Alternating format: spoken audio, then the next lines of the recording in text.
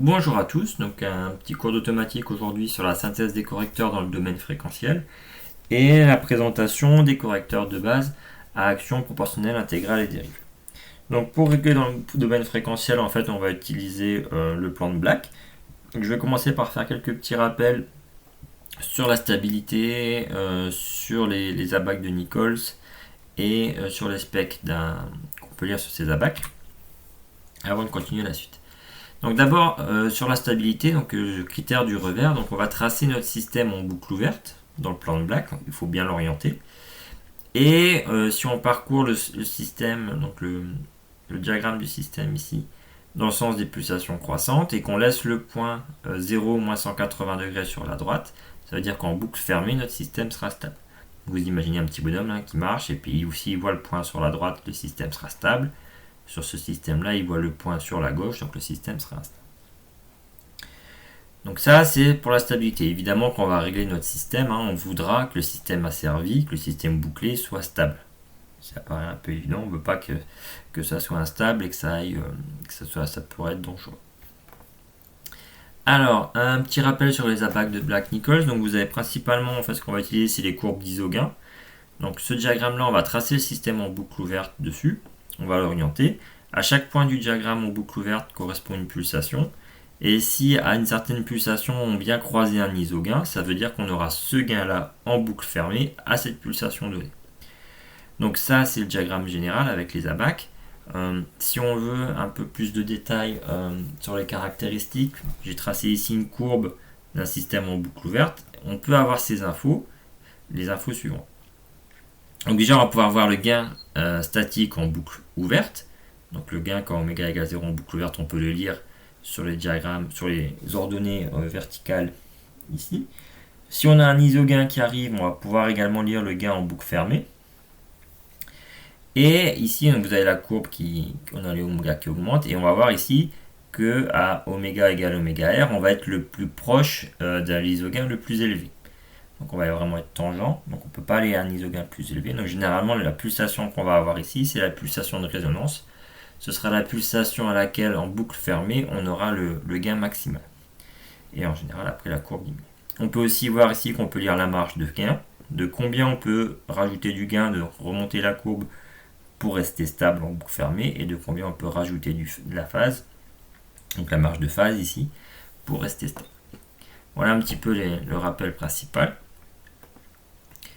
Donc, quelques petits liens encore entre le gain statique en boucle fermée et l'erreur statique. Donc, si on désire une erreur statique nulle, le gain de la fonction de transfert en boucle fermée doit être égal à combien? Alors, je vous laisse réfléchir, vous pouvez mettre pause. Je vais vous donner la réponse. Donc, si on veut une erreur statique nulle, c'est-à-dire qu'on veut que la sortie soit égale à l'entrée, à la consigne, ça veut bien dire que en linéaire, notre gain statique doit être égal à 1. Je mets l'entrée, j'ai une fois l'entrée sur la sortie. En dB, ça fait 0 dB. Donc maintenant qu'on a fait un petit résumé sur les isogains et le lien entre l'erreur et le gain statique, essayez de deviner de quel système dessiné en vert ou système dessiné en bleu, aura une erreur statique nulle en boucle fermée. Donc j'ai dessiné ça avec MATLAB, MATLAB n'oriente pas, donc vous avez bien ici orienté toujours là. Donc lequel de ces systèmes aura une erreur statique nulle en boucle fermée ou un gain statique égal à 1. Donc sur ces deux courbes là, et ce sera le système ce sera le système en vert, parce qu'en basse fréquence on est vers les oméga ici ou ici, et on voit qu'en basse fréquence ici on approche de l'isogain 0 dB, alors pour que la courbe en bleu on s'approche des isogains à moins 20 dB. Donc ce sera la courbe en verte qui fera qu'en boucle fermée on aura une erreur statique. Alors maintenant on va voir un petit peu les correcteurs, les actions des correcteurs de base. Donc comment je vais présenter les choses, en fait, c'est que je vais d'abord montrer l'action des correcteurs dans le plan BOD, dans le diagramme de BOD, et ensuite on transposera ça au diagramme de Black. Donc on va commencer par le plus simple, le correcteur à action proportionnelle. Si on regarde ce qui se passe au niveau du gain, on va rajouter un gain qui va être 20 log de K ici, et on va rajouter aucun déphasage. Donc ça c'est le diagramme de BOD, donc le diagramme de BOD simplement du correcteur.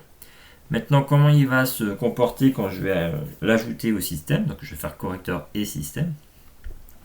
Donc ici, c'est le système au milieu sans correcteur.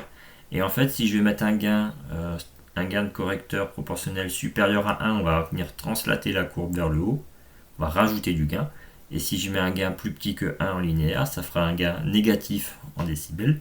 Et donc on va translater la courbe vers le bas. Donc vous voyez ici concrètement que si on translate trop la courbe, on va avoir un système instable en boucle fermée. Un petit exemple. Si on va avoir une marge de phase suffisante, on a tout intérêt à avoir un correcteur avec un gain inférieur à 1. Donc maintenant on va avoir l'action proportionnelle dérivée. Donc on va avoir C2P, ça va être K, le correcteur, un coefficient fois 1 plus taux D fois P. Donc l'action proportionnelle ici, l'action dérivée ici. Donc vu que j'ai vu l'action proportionnelle, on va juste introduire un peu, s'attarder sur ce qu'implique l'action dérivée. Donc si on regarde le diagramme de Bode de ce système-là, en fait, l'action dérivée va avoir un impact surtout dans les hautes fréquences. En basse fréquence, on n'a quasiment pas de gain, donc j'ai mis K égale 1 ici. Quasiment pas de déphasage. Par contre, en haute fréquence, on va avoir le gain qui va augmenter. Et un déphasage de plus 90 degrés. Comment on va tracer ça dans le plan de Black? En basse fréquence, c'est pareil, donc on n'a quasiment pas de gain et de déphasage. Et plus on augmente les fréquences, on va rajouter 90 degrés de déphasage et on va augmenter le gain. Donc l'avantage de cette courbe, ça c'est le système sans correction avec correction. L'avantage de ce correcteur-là, c'est qu'on va pouvoir augmenter la marge de gain et la marge de phase aussi, et du coup accroître la stabilité. Vous voyez ici, on avait une marge de gain très faible. En déplaçant tous les points comme ça, la courbe ici va venir tracer, couper l'axe moins 180 degrés beaucoup plus loin. Et on voit ici qu'on augmente aussi la marge de phase. Le problème, c'est que ce proportionnel dérivé en fait n'est pas réalisable physiquement. On ne peut pas faire la dérivée physique d'un système. On va pouvoir l'approximer, ce qu'on verra juste après. Mais voilà, physiquement, on ne peut pas faire la dérivée. Ça sous-entendrait en fait de pouvoir un peu prédire ce qui va se passer dans le futur. Et on ne peut pas. Globalement, un dérivateur parfait, si on met un signal en échelon qui passe de 0 à 1, la sortie là sera l'infini, juste le temps du changement, c'est-à-dire vraiment un temps tout petit, négligeable. Donc qui produirait finalement un signal de Dirac en fait. Donc c'est pas physiquement réalisable. Alors le problème de ce correcteur là, c'est qu'on va venir amplifier les hautes fréquences en plus. Donc, il n'est pas réalisable, ça c'est un fait. Mais même s'il l'était, en fait, vous voyez bien dans le diagramme de Bode que toutes les hautes fréquences vont être amplifiées d'un gain qui n'arrête pas d'augmenter. Et donc ça va faire un correcteur qui va être super sensible au bruit de mesure notamment. Donc c'est pas vraiment recommandé. Donc en fait, ce qu'on va faire, c'est qu'on va faire un correcteur proportionnel dérivé et on va rajouter l'action d'un filtre. Ça c'est réalisable. Et on va avoir deux catégories, le correcteur à avance de phase et le correcteur à retard de phase. Donc le correcteur à avance de phase, il a cette caractéristique-là, cette fonction de transfert-là. Donc toujours un gain proportionnel, donc on va supposer égal à 1 ici. 1 plus A fois tau P sur 1 plus tau P. Le correcteur à avance de phase, c'est quand on a A qui est supérieur à 1. Donc si on regarde dans le diagramme de Bode ce qui se passe, en basse fréquence, il ne se passe pas grand-chose. Donc on n'a pas de gain, pas de déphasage. À un moment donné, on va avoir commencé à avoir une action du correcteur. Donc ici, on va commencer à rajouter un petit peu de gain en haute fréquence, un gain constant. Et surtout en déphasage, à un moment donné, voilà, dans le spectre, on va avoir un déphasage qui va avoir lieu. Donc l'amplitude va dépendre des valeurs de A et de tau. Hein. Mais en gros, voilà, ici, on va par exemple arriver quasiment à 50 ou 45 degrés. Et après redescendre en haute fréquence. Donc ça, comment ça va se traduire dans le diagramme de Black? Donc en basse fréquence ici, on n'a pas d'action.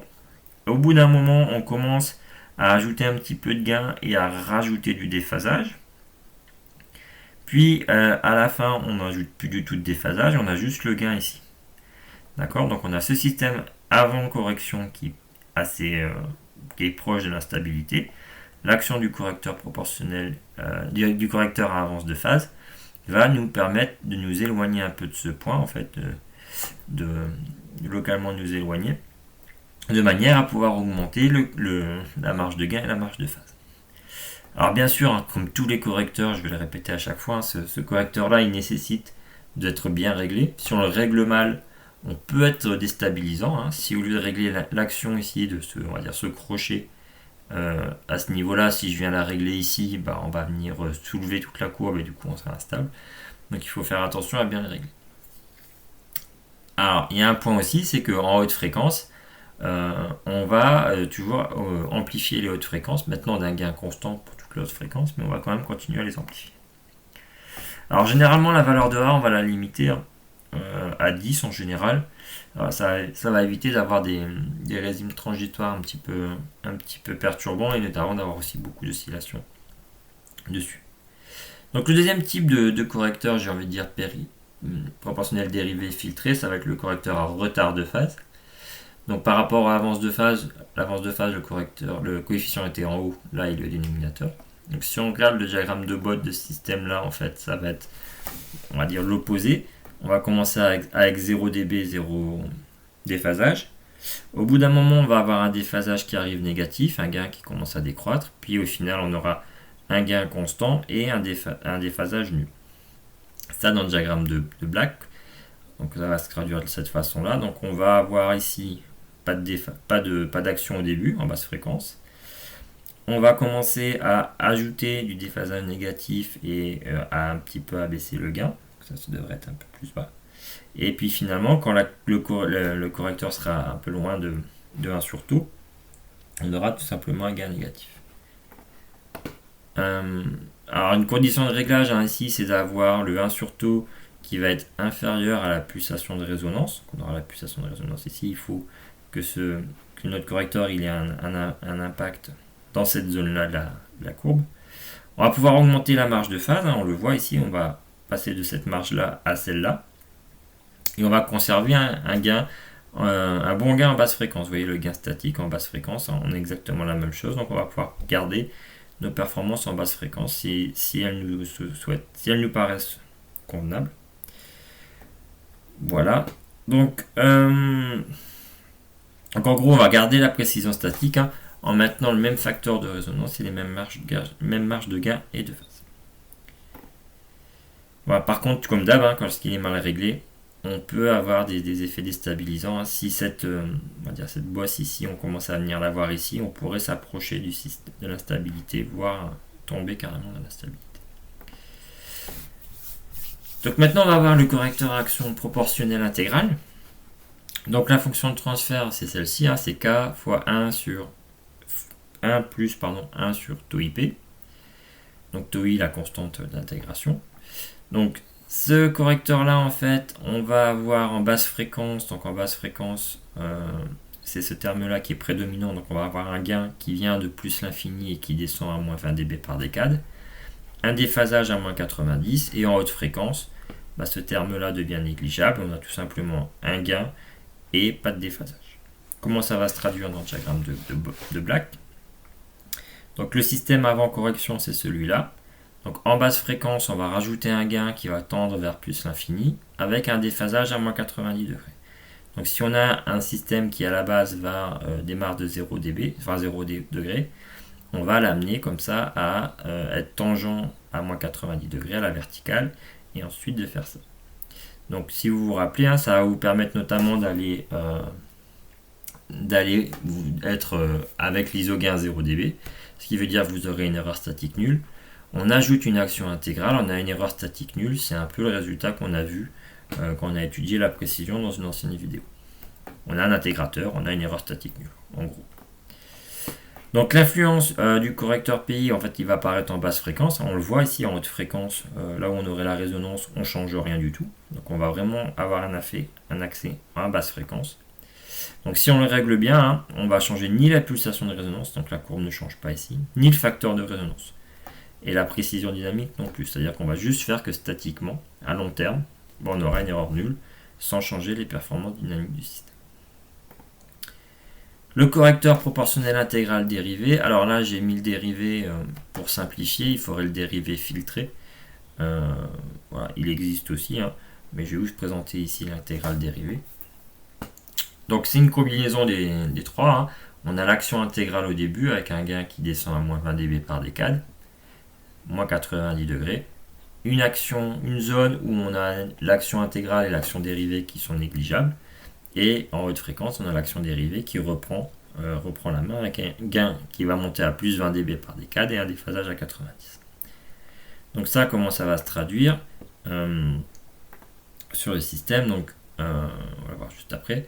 Donc en général, on va essayer d'avoir vraiment le gain, l'impact du correcteur de l'action intégrale en basse fréquence et l'impact de l'action dérivée en haute fréquence. C'est-à-dire que, on va essayer vraiment d'avoir dissocié les deux et d'avoir cette zone plate entre les deux pour vraiment facilement pouvoir dissocier les deux.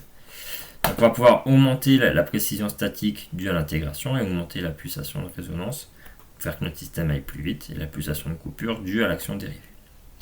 Donc si je reprends un peu ici, j'ai un système tout simple. Comment on va le régler en fait si on ne veut pas faire des calculs, on va dire régler un petit peu au tournevis. On a notre système ici, tout simple. On va commencer par faire l'action proportionnelle qui va nous permettre de relever le système pour l'amener près des isogains qui nous intéressent pour avoir une résonance. Donc on arrive à amener le système là. Donc vous voyez, on s'approche d'ici. On a une petite résonance ici. Donc on s'approche des isogains élevés avec l'action proportionnelle. Ensuite, on va mettre en place l'action intégrale qui va nous permettre de venir ici tutoyer, on va dire, l'isogain 0 dB. Ce qui nous permet d'avoir une erreur statique nulle. Parce qu'on a le diagramme en boucle fermée ici. Le diagramme, pas le diagramme de Bode, pardon. C'est la réponse indicielle en boucle fermée ici. Le diagramme de Bode, il est là. Ah, c'est inversé. Désolé. Du coup, on a l'action intégrale ici. Et l'action dérivée, en fait, va nous permettre de venir un petit peu nous éloigner de ce point-là. Ce qui fait qu'on va pouvoir avoir une erreur statique nulle, avoir un système relativement rapide ici, et en ayant une résonance assez raisonnable, ce qui nous permet de ne pas avoir trop d'oscillations. Voilà un petit peu dans le diagramme de Black comment ça se passe. Donc on a vu les fonctions de transfert des correcteurs de base. Dans la prochaine vidéo, on va faire un truc un petit peu différent. Je vais prendre un schéma et je vais essayer de vous expliquer sur les signaux, on va dire un peu avec les mains, les actions proportionnelles, intégrales et dérivées. Mais ça, c'est dans la prochaine vidéo. J'espère que ça a été assez clair. Et puis, je vous souhaite une bonne journée. Au revoir.